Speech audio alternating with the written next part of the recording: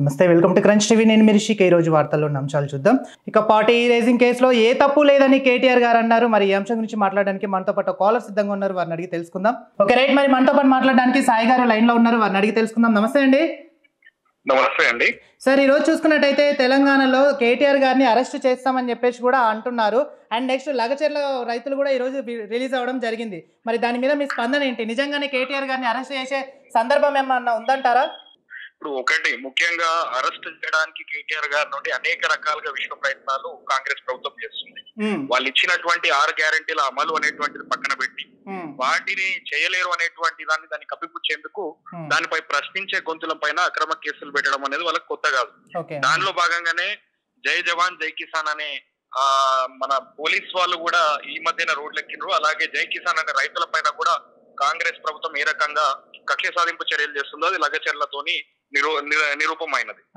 మొన్న కూడా లగచర్లలో కూడా కేటీఆర్ గారిని ఇలాగే ఇల్లీగల్ గా అరెస్ట్ చేసేటువంటి ప్రయత్నాలు చేసినప్పటికీ కూడా దాంట్లో విఫలమైనరు. తర్వాత మళ్ళీ ఈ రేసింగ్ అని చెప్పి ఇప్పుడు ఇది ఒకటి కొత్త ప్రస్తావన, అంటే యాంటీ కరప్షన్ బ్యూరో ద్వారా కేసు బుక్ చేయించి దీంట్లో ఏదో జరగని స్కామ్ ని జరిగినట్టుగా చూపించేటువంటి ప్రయత్నం చేస్తున్నారు.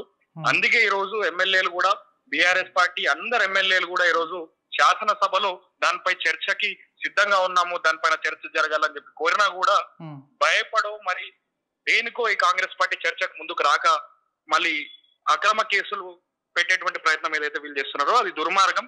ప్రజలు గమనిస్తున్నారు. ఎందుకంటే రైతుకి భరోసా లేదు. ఈ రోజు వరకు రైతు బంధు కూడా సగం వరకు పూర్తి కానటువంటి దాఖలా. ఒక పక్కన చూస్తే పోలీసులు కూడా వాళ్ళ యొక్క రక్షణ కోసం వాళ్ళ విధులలో కలిగేటువంటి ఆటంకాలపైన వాళ్ళు కూడా గలమెత్తి ఈ రోజు ప్రభుత్వంకి వ్యతిరేకంగా వాళ్ళు కూడా వస్తున్నారు. ఒక పక్కన వీళ్ళేమో నిన్న రాజ్భవన్ ముట్టడి అనుకుంటే కాంగ్రెస్ పార్టీ ఆడిన డ్రామాలు తిప్పినాయి. ఇక్కడేమో చేయగలుపుతూ ఇంకో పక్కన రాజ్భవన్ లో అదే అదానికి వ్యతిరేకంగా మాట్లాడతారు. మళ్ళీ అదే అదానితో కలిపి కొన్ని ప్రైవేట్ కంపెనీలకి కట్టబెట్టేందుకు రైతుల నోట్లో మట్టి కొడతారు. కాబట్టి ఇవన్నీ ప్రజలు గమనిస్తున్నారు.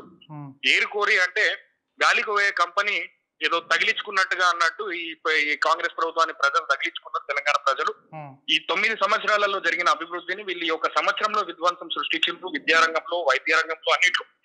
సో వీళ్ళకి గురుకులాలలో చేస్తున్న పిల్లల గురించి పట్టరు, లేదా రైతుల గురించి పట్టదు. వీటన్నిటిపైన ప్రశ్నించినందుకు ఈ రోజు ప్రశ్నించే గొంతుల పైన ఈ రకంగా కేసు పెట్టడం, కేటీఆర్ గారి పైన అక్రమ కేసు పెట్టేటువంటి ప్రయత్నాలు బనాయించడం. ఓకే, మరి మీరు ఇందాక ఒక మాట అన్నారు, గిరిజన విషయంలో కానీ తర్వాత హాస్టల్స్ విషయంలో కూడా ఇది చేస్తున్నారని చెప్పేసి అన్నారు. ఎప్పటికప్పుడు కూడా పిల్లల్ని మేము కంటికి రెప్పలా చూసుకుంటున్నాము, వారికి కావాల్సిన అన్ని సదుపాయాలు కూడా ఇస్తున్నామని చెప్పేసి కూడా అంటున్నారు కదండి. మరి లేదు కదండి, నేను ఈ రోజు మీకు ఆన్ రికార్డ్ చెప్తున్నా. నేను నిజామాబాద్ జిల్లాలోని కొన్ని స్కూల్స్ వెళ్ళినాను. అనేక స్కూళ్ళ యొక్క ప్రస్తుత పరిస్థితులు విజువల్స్ తో సహా బయటకు వచ్చినాయి. నేను ముఖ్యంగా బోధన్ నిజామాబాద్ జిల్లాలోని బోధన్ లో ఒక టెమరీస్ అంటే రెసిడెన్షియల్ స్కూల్లో విద్యార్థుల సంఖ్య ఎక్కువ, బాత్రూమ్ల సంఖ్య తక్కువ ఉంది. అప్పటి కేసీఆర్ గారి ప్రభుత్వం ఒక కొత్త బిల్డింగ్ కూడా వాళ్ళ కోసం MSDP బిల్డింగ్ కట్టించడం జరిగింది. ఆ కట్టిన బిల్డింగ్ కూడా పూర్తి అయ్యి దాదాపుగా 8 నెలలు పూర్తవుతుంది. కేవలం 4 కోట్ల రూపాయల బిల్లు కడితే దాంట్లో షిఫ్ట్ అవ్వాలి. కానీ కాంట్రాక్టర్ కి 4 కోట్ల రూపాయల బిల్లు 8 నెలల పెండింగ్ పెట్టింది కాంగ్రెస్ ప్రభుత్వం. ఇంకోవైపు నిజామాబాద్ లోనే దర్పల్లి, నిజామాబాద్ రూరల్ కాన్స్టిట్యున్సీ కిందకి వస్తుంది. అలాంటి దర్పల్లిలో కూడా మీరు వెళ్ళి చూస్తే అక్కడ model boys school and junior college ఉంటది. అక్కడ కూడా కిచెన్ సైజ్ ఒక బాత్రూమ్ కంటే హీనమైనటువంటి పరిస్థితుల్లో కిచెన్ ఉంటది. దాంట్లోనే పాములు, దాంట్లోనే సుందెలికలు, అక్కడ రంధ్రాలు చేసుకున్నటువంటి ఫోటో విజువల్స్, వీడియో విజువల్స్ కూడా ఉన్నాయి మా దగ్గర లభ్యంగా. అక్కడ అంటే ఒక మనిషికి ఒక విలువ లేకుండా, అంటే మనిషి ప్రాణానికి కానీ చదువుకు కానీ ఆయన విద్యార్థులకు కానీ ఒక విలువ లేకుండా ప్రవర్తిస్తున్నారు. నిన్న కూడా పాము కాటికి ఒక విద్యార్థి బలి అయినటువంటిది చూస్తున్నాం. చాలా మంది పాము కాట్లకి హాస్పిటల్లో చేరుతున్నటువంటి పరిస్థితి చూస్తున్నాం. మరి అన్ని రకాలుగా అన్ని ప్రమాణాలు మెయింటైన్ చేస్తున్నామంటే మెస్ ఛార్జీలు పెంచిన దానికి డైట్ ఇంకా టెండర్ కాల్ఫర్ చేయకుండా ఇంకా స్కూళ్ళలో, కాలేజీలలో, హాస్టల్, రెసిడెన్షియల్ స్కూళ్ళలో విద్యార్థులందరికీ కూడా ఇబ్బంది కలిగిస్తున్నారు. అది అందరూ చూస్తున్నదే. చెప్పేది ఒకటి, చేసేది ఒకటి. కంటికి కనబడాలి కదా. వాళ్ళ నోటి నుండి అన్నంత మాత్రాన చేస్తున్నామంటే అది చేస్తున్నట్టు కాదు, కానీ కంటికి కనబడుతున్నాయి వాస్తవాలు కావా మరి. సో మరి ఇంకో విషయం తీసుకున్నట్టయితే ఎమ్మెల్సీ కవిత గారు కూడా శాసన మండలిలో ఒక మాట అన్నారు. అంటే ఏది ముందరికి రాకుండా కూడా కిషన్ రెడ్డి గారిని 14 కోట్లు అడగడం ఎంతవరకు కరెక్ట్ అని చెప్పేసి కూడా ఆమె వెల్లడించారు. మరి దాని మీద మీ స్పందన ఏంటంటే మూసీ ప్రక్షాళన విషయంలో మేము తీసుకున్న నిర్ణయం ఇది సరి అయినది, కేవలం విమర్శించడానికి మాత్రమే బీఆర్ఎస్ పార్టీ ఉందని చెప్పేసి కూడా అంటున్నారు. మరి దాని మీద మీ స్పందన ఏంటి? లేదండి, ఈ రోజు కిషన్ రెడ్డి గారిని ఎవరు కూడా సీరియస్ గా తీసుకోరు. తెలంగాణ ప్రజానికమైన ఎన్నడూ కూడా సీరియస్ గా తీసుకోరు. ఎందుకంటే ఈ రోజు ఈ కిషన్ రెడ్డి గారు ఊసరు వెళ్ళిలాగా మాటలు మార్చడం కాదు, వాళ్ళ బీజేపీ ఏ రకంగా కాంగ్రెస్ తో పార్టీ కాంగ్రెస్ పార్టీ ఇక్కడ ఉన్న ఉదాహరణనే మీకు చెప్తాను. ఇక్కడే కాంగ్రెస్ పార్టీ మున్సిపల్ చైర్మన్లను పడగొట్టడం కోసము, మున్సిపల్ మేయర్లను పడగొట్టడం కోసం నల్గొండలో ఏ రకంగా అయితే కాంగ్రెస్ కౌన్సిలర్లతో, కాంగ్రెస్ ఎంపీటీసీ జెడ్పీటీసీలతోని అక్కడ పడేసి వీళ్ళతో పాటు అంటే కాంగ్రెస్ కౌన్సిలర్లతో పాటు కలిపి అక్కడ వాళ్ళు మేయర్, డిప్యూటీ మేయర్ వాళ్ళు ఏర్పాటు చేసుకుంటారు, చైర్మన్, డిప్యూటీ చైర్మన్ వాళ్ళు ఏర్పాటు చేసుకుంటారు. అంటే వాళ్ళిద్దరు అలయన్స్ గా పోయినటువంటి ఉదాహరణలు కూడా మనం చూసినాం ఈ కొద్ది రోజుల కింద. కాబట్టి మొన్న కూడా మనం చూసుకున్నట్టే పొంగులేటి శ్రీనివాస్ రెడ్డి గారి పైన వచ్చిన ఆరోపణలు కానీ, వాళ్ళ ఇంటి పైన జరిగిన ఈడీ రైడ్ కానీ, వాళ్ళ కొడుకుపై వచ్చినటువంటి ఆరోపణల పైన జరిగినటువంటి రేట్స్ కానీ ఏవైతే జరిగినాయో ఆ రేట్స్ గురించి మరి ఎందుకు ఆ రోజు ఈడీ గానీ ఇవి కానీ ఐటీ సోదాలు జరిగినప్పుడు వాళ్ళు ఎందుకు మరి ఏం దొరికింది ఏంటనేది ఎందుకు వాళ్ళు ప్రెస్ మీట్ ద్వారా కానీ బహిరంగంగా కానీ ఎందుకు వెల్లడించలేకపోయినరు, ఏం కుట్ర జరిగింది, ఇక్కడ బీజేపీ కాంగ్రెస్ మొదలు వేయండి. ఒకప్పుడు కోమటిరెడ్డి రాజగోపాల్ రెడ్డి బీజేపీలోనే ఉండే, అదే బీజేపీ నుండి మళ్ళీ మొన్న వచ్చి కాంగ్రెస్ లో చేరబట్టి, ఇదే రేవంత్ రెడ్డి మొన్నటిదాకా కూడా నరేంద్ర మోడీ నాయకత్వం వర్దిల్లాలి, నరేంద్ర మోడీ నాయకత్వంలోనే తెలంగాణ రాష్ట్రం ముందుకోవాలి, సోనియా గాంధీ బలిదేవత అన్నాడు. మరి అదే బలిదేవత అన్నది ఆమె ఆయనకు తల్లి అయిపోయింది. అదే నేను నరేంద్ర మోడీని కూడా ఏదో ఒక అవసరం వచ్చినప్పుడు ఆయన నా తండ్రి అనేటువంటి మాట మాట్లాడినా కూడా ఆశ్చర్యపోవడానికి తెలంగాణ ప్రజలకు లేదు.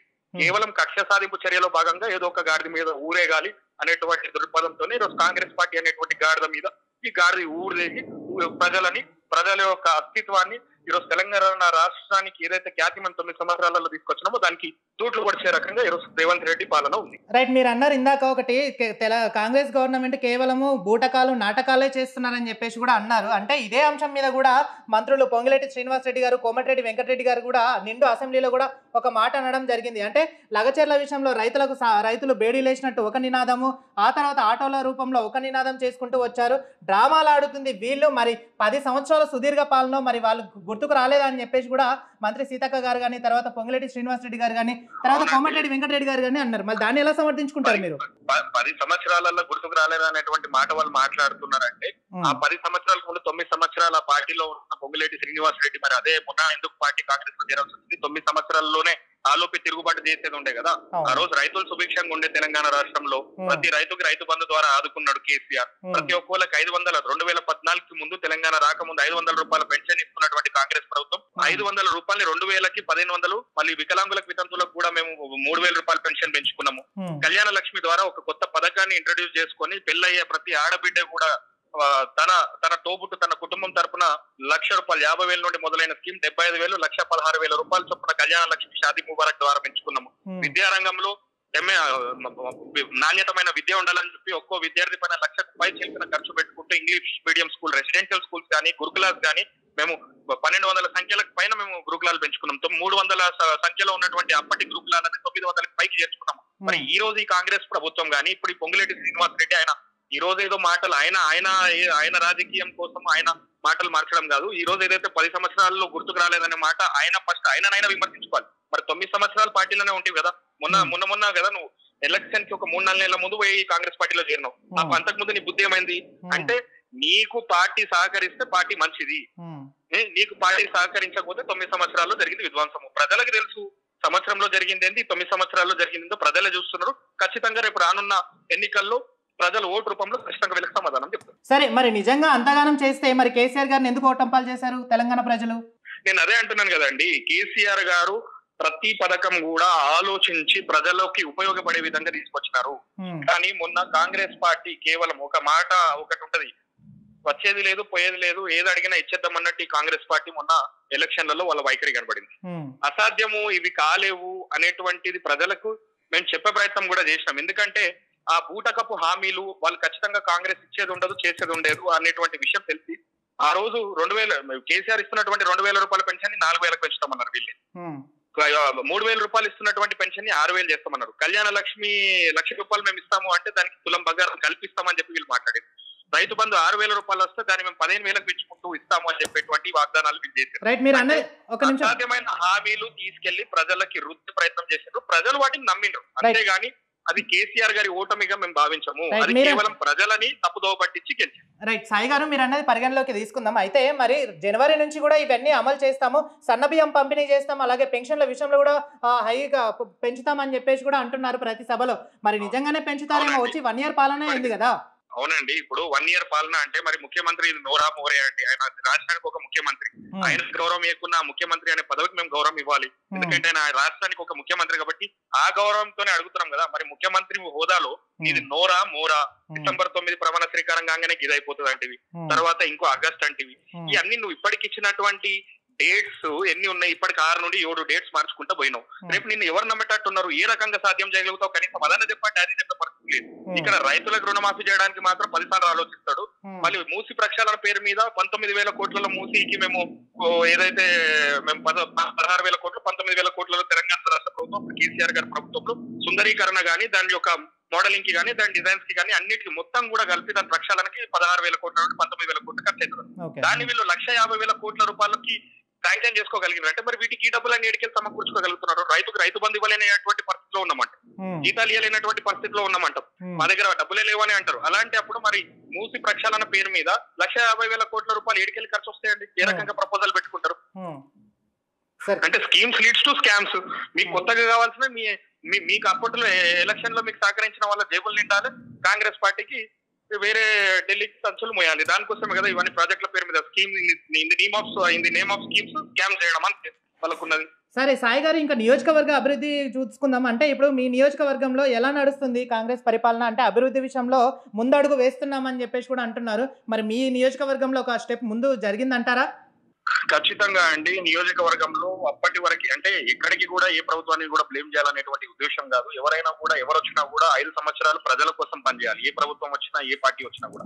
కానీ ఇదేదో చెప్పాలి విమర్శ చేయాలనేటువంటి మాటతో కాకుండా పార్టీని పక్కన పెట్టి నేను చెప్తున్నా, నేను నా నియోజకవర్గంలో మేము అప్పుడున్నటువంటి ప్రభుత్వంలోనే వైకుంఠ ధామాలు ఏర్పాటు చేసుకోవడం కానీ, స్కూళ్ళకి మరమ్మతుల పనులు కానీ, లేకుంటే విలేజ్ డెవలప్మెంటల్ యాక్టివిటీస్ కానీ ఆ మూమెంట్ లో జరిగిన ఉంటేవి. ఇక ఇవాళ వచ్చి చూస్తే మాత్రం ఎక్కడ వేసిన గొంగడి అక్కడ అన్నట్టే ఉంది. ఎక్కడ కూడా ఆ చేంజెస్ జరగలేవు. రోడ్స్ కి ఇంతవరకు కూడా బడ్జెట్ పెట్టలేరు వీళ్ళు. దాని తెలంగాణ గవర్నమెంట్ నుండి ఇంకా నిధులు రాక సర్పంచులు కూడా ఇబ్బంది పడుతున్నటువంటి పరిస్థితి ఊర్లలో ఉంది. అండ్ ఇప్పటికీ నేను మీకు ఇప్పుడే చెప్పిన ఎగ్జాంపుల్ కూడా చెప్పిన, దర్పల్లిలో ఒక స్కూల్ కాలేజ్ అంటే చిన్న రిపేర్స్ కి కూడా లోకల్ ఎమ్మెల్యేలు కూడా సహకరించినటువంటి దారుణమైన పరిస్థితి ఉంది. Okay, thank you so much sir, మీ అభిప్రాయాన్ని తెలియజేసినందుకు thank you so much. Okay right, మరి చూసారు కదా తెలంగాణలో 6 గ్యారంటీలు కాదు అవి అర గ్యారంటీలు అని చెప్పేసి కూడా సాయి గారు అంటున్నారు. అలాగే ఇచ్చిన హామీలు కూడా ఏ ఒక్కటి నెరవేర్చలేని పక్షాన కూడా మనం చూస్తున్నామని చెప్పేసి కూడా సాయి గారు వ్యక్తం చేస్తున్నారు. ఇక నియోజకవర్గానికి అభివృద్ధికి ఎటువంటి విషయంలో కూడా నోచుకోలేదని చెప్పేసి కూడా కాలర్ వ్యక్తం చేస్తున్నారు. మరి ప్రతి నియోజకవర్గాన్ని అభివృద్ధి చేయడమే నా లక్ష్యం అని చెప్పేసి ప్రతి సభలో రేవంత్ రెడ్డి గారు అంటున్నారు. మరి ఇదంతా జరుగుతుందా లేదా అనేది వేచి ఉండక తప్పదు. చూస్తూనే ఉండండి క్రంచ్ టీవీ.